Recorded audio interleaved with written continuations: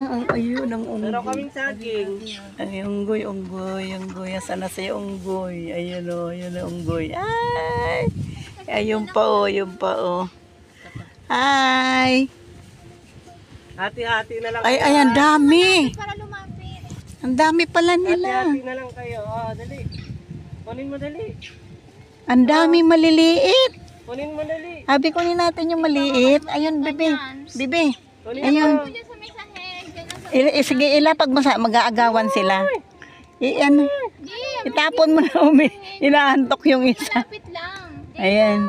Walang lumalapit. nahihiya pa sila. Ayan. Nakita nila. Ayan. Hindi, baka kalimutin ka niya.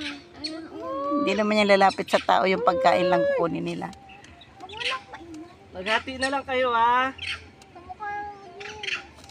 Hati-hati na lang kayo. Sabi ko, Ay. tama kamukha mo. Ay daw. Ito pa, uy. Ito Ito pa, mayroon pa. Ang dami pala nila. Ala, damot mo naman. Di ba sila binigyan? Siya lang ang galing.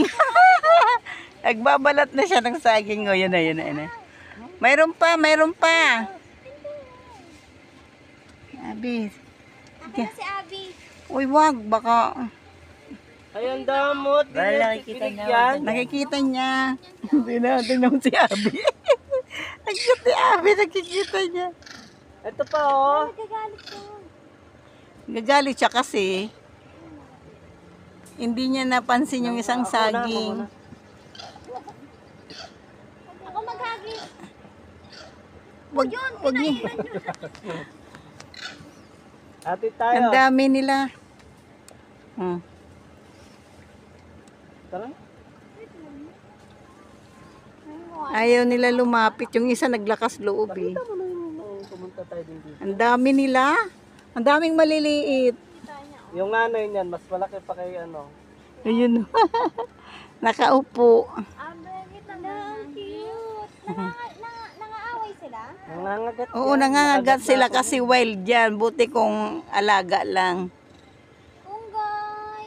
Sino kumukha? Ayan na yun. Yan. Kukunin niya ulit. Ikaw Malakas. na naman. Malakas ang loob niya eh. Siya rin busog. Nag-aaway sila. Ayun, medyo malaki yung isa, oh. Ayun. Ayun o. Lalaki siguro yan. Tapang ganyan, baka pumunta yan dito. Shit, ang laki. Nag-aaway na sila. Nahulog siya. Hindi yan. Pwede isang tara na. Baka bulawin ako.